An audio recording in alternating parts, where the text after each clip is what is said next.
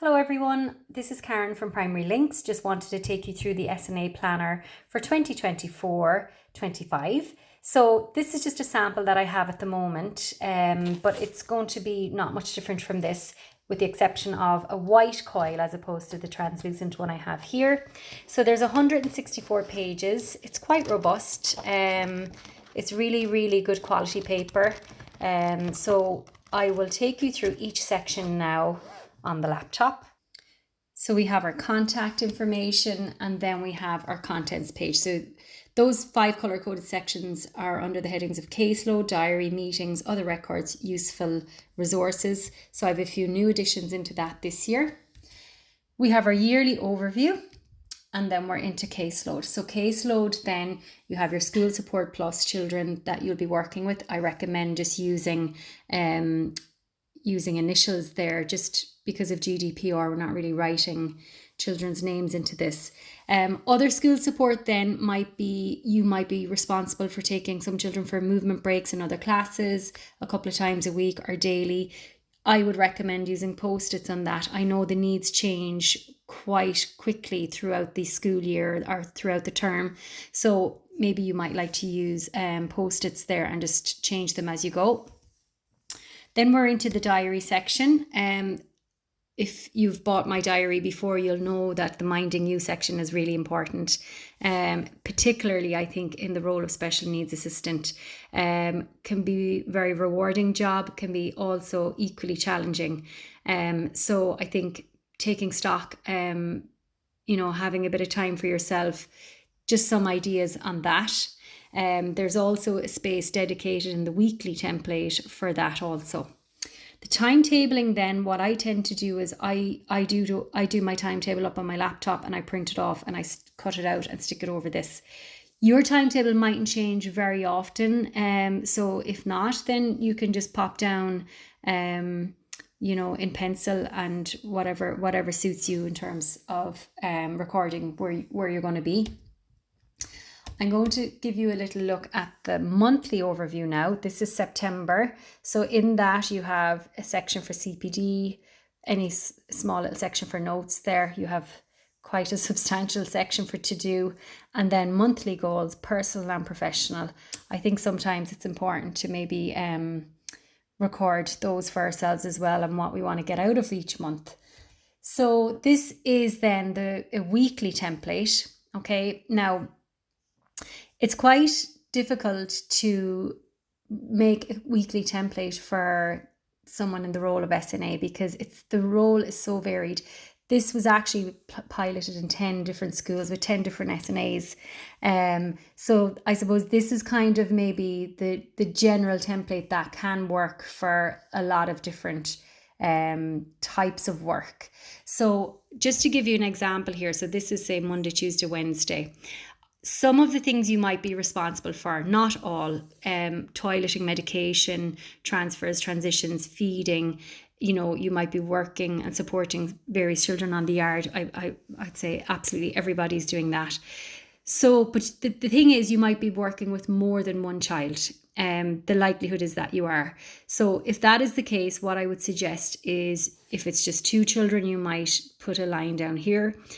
I suppose the idea of this and the tick box idea is that SNAs told me that they felt like they were recording the same thing over and over again. So that's why we came up with this tick box system where unless there was something unusual happen on a particular day, then otherwise it was a tick that everything went fine with all of these in all of these areas.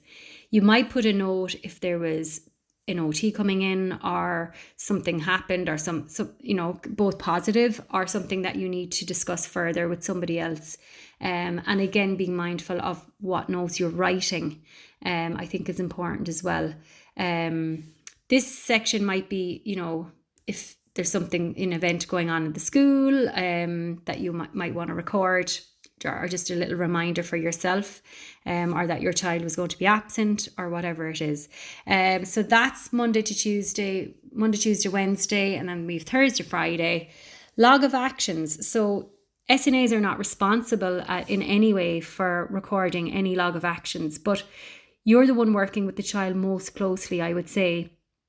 And sometimes something might come up. You might know of a particular target that the child is working towards, and you might see something on the yard or something like that that you feel is noteworthy.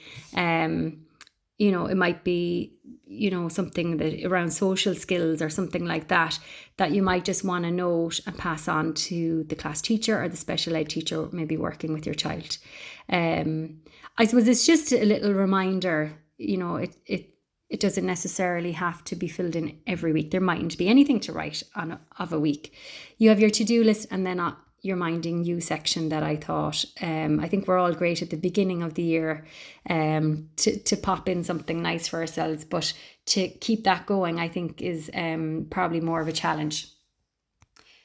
So you just go through the year then. Some of it is themed depending on what for Halloween, for Christmas, and it just goes on like that. I think it's important to note as well, I have included 2 weeks in July because I know there are a lot of people doing July provision.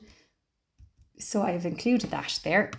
Meeting section then, we have IEP meetings and parent-teacher meetings. And I know that someone might have said to me, sure, we don't need to be recording anything like that.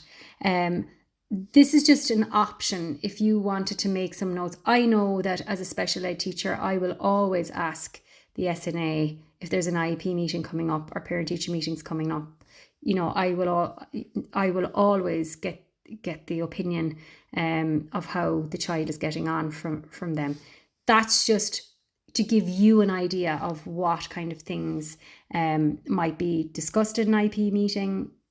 Hopefully that you will be included in that meeting, is really important. And then parent-teacher meetings, you may not necessarily be involved in those in any capacity.